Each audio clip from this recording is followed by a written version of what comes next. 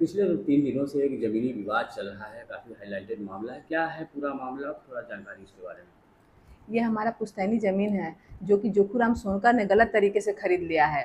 Court में stay होने के बावजूद हमारे हस्बैंड पे और देवर पर और गार्ड पे एससी-एसटी लगा के एससी-एसटी लगाने के बाद हम लोग को मतलब ज़मीन पे कब्जा कर रहा है, जो कि हम लोग सीओ के यहाँ गए, एसएचओ के यहाँ गए, लेकिन कहीं भी कोई सुनवाई नहीं हो रही है। वो बोलते हैं आपकी ज़मीन है, आप कब्जा आप अपना रखवाली करिए। जब हम लोग रखवाली करने जाते हैं तो जोखूराम सुनकर वहाँ जाके हम लोग को धक्का देते हैं और कहते, तो हम लोग जब कंप्लेन करते हैं तो बोलते हैं कि अरे आप लोग ताला लेके ताला लगा रही हैं, हमारा गेट पे ताला सब जगह तोड़ के हमारे किराएदार को भी बाहर निकाल दिए हैं। कितनी ज़मीन है वहाँ पे और कितना लिखाए हैं? सर वो तो ज़मीन हमारी मतलब 2 बीघे के करीब है, लेकिन उन्होंने लिखा है 5 बिस्सा है, जो कि आधा कब्जा कर रहे हैं, जो कि गोडाउन भी उनके जो रजिस्ट्री कराए हैं उसमें गोडाउन का भी कोई जिक्र नहीं है। और गोदाम में भी ताला लगा रहे हैं, हर जगह सबको मतलब सब कुछ गाली से सब संबोधन कर रहे हैं और हम लोग को भी लगाने पर धक्का दे के बाहर निकाल दिए। तो ये मामला कब से चल रहा है ये? ये मामला बताएँ। ये 2000 ये खरीदने के बाद हम लोग का मामला चल रहा था, जो कि 2023 में स्टे है। 2023 से अभी भी स्टे प्रभारी है। उस स्टे का भी पुलिस कोई हमारा सहयोग नहीं कर रही है।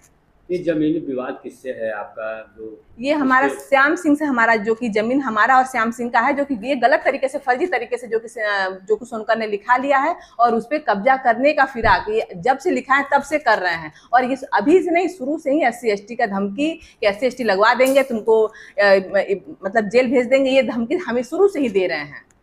लेकिन इस पे हम लोग जा रहे हैं कोई, लेकिन हमारा कोई नहीं सुनवाई हो रहा है। कोई सुनवाई नहीं हो रही है। कोई नहीं सुनवाई, क्योंकि पुलिस बोल रही है आपका ज़मीन है, आपका स्टे, आप रखवाली करिए। हम रखवाली करने जाते हैं, हम लोग लेडीज़ होके बाहर कब तक बैठेंगे? जब हम लोग ताला लगाने जाते हैं तो पुलिस बोलती है अरे ताला तोड़ रहे हैं करके हम पे ही इल्ज़ाम लगाती है और बोलती है कि महिला पुलिस बुलवाएंगे तुम लोग को अंदर ले चलेंगे।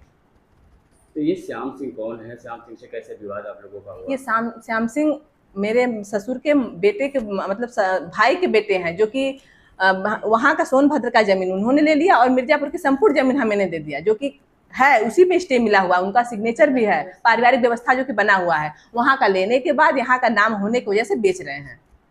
अच्छा, उसके बाद जोखू सुनकर इस मामले में कब आए हैं? और जोखू सोनकर 2022 में ही आ गए हैं, जो कि हमारा स्टे 2023 में हो गया, जो कि दाखिल खारिज नहीं हुआ था जोखू सोनकर का। मेरे ससुर जिंदा थे उस टाइम, उन्होंने रोक दिया था दाखिल खारिज रोकने के बाद उसके बाद ये स्टे में दाखिल खारिज जो कि करा चुके हैं। लेकिन इनका कोर्ट में है कि जिसके पक्ष में होगा, ये जिसके पक्ष में होगा वो लेगा, लेकिन ये पक्ष उसका आने के पहले ही, उस न्यायालय का आदेश का आने के पहले ही ये कब्जा करने के हैं। और पुलिस इसमें कुछ बोलती है कि न्यायालय का मामला, आप न्यायालय में जाइए। न्यायालय का, तो न्यायालय का पालन कौन करवाएगा? पुलिस करवाएगी, पुलिस जो कि इसका पालन नहीं करवा रही। आप बोलिए तब।